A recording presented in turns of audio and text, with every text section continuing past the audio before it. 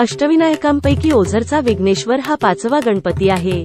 येथील श्रींची मूर्ती लांब रुंद असून अष्टविनायकापैकी सर्वात श्रीमंत गणपती म्हणून श्री विघ्नेश्वराला ओळखले जाते। श्रींच्या डोळ्यात माणिक असून कपाळावर हिरा आहे।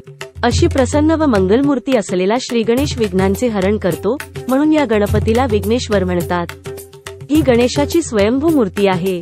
मंदिराच्या चारही बाजूंना तटबंदी बांधकाम असून मध्यभागी गणेशाचे मंदिर आहे। कुकडी नदीच्या तीरावर असलेले हे मंदिर एक जागृत स्थान आहे। थोरल्या बाजीराव पेशव्यांचे बंधू चिमाजी अप्पा यांनी या मंदिराचा जीर्णोद्धार केल्याचा उल्लेख इतिहासात आढळतो। मंदिराच्या परिसरात भाविकांना राहण्यासाठी धर्मशाळेची उत्तम व्यवस्था आहे। जुन्नर तालुक्यातील हे स्थान लेण्याद्रीपासून 14 कि.मी. वर तर पुण्यापासून 85 कि.मी. अंतरावर आहे। येथून जवळच आर्वी उपग्रह केंद्र व खोडद येथील आशिया खंडातील सर्वात मोठी इलेक्ट्रॉनिक दुर्बीण आहे।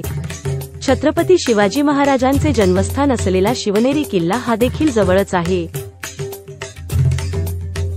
राजा अभिनंदनने त्रिलोकाधीश होण्यासाठी यज्ञ सुरू केला। यामुळे भयभीत झालेल्या इंद्राने या यज्ञात विघ्न आणण्यासाठी विघ्नासूर राक्षसाची उत्पत्ती केली व त्याला यज्ञात विघ्न आणण्यास सांगितले। त्याने एक पायरी पुढे जाऊन सर्वच यज्ञांमध्ये विघ्न आणायला सुरुवात केली।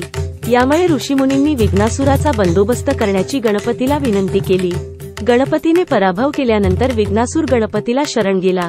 गणपतीने त्याला जेथे माझी पूजा केली जाते तेथे न येण्याच्या अटीवर सोडून दिले। विघ्नासुराने गणपतीला विनंती केली की तुमचे नाव घेण्याआधी माझे नाव भक्तगणांती घ्यावे व तुम्ही येथेचे वास्तव्य करावे। विघ्नासुराची ही विनंती गणपतीने मान्य केली व तो या ठिकाणी विघ्नहर या नावाने वास्तव्य करू लागला।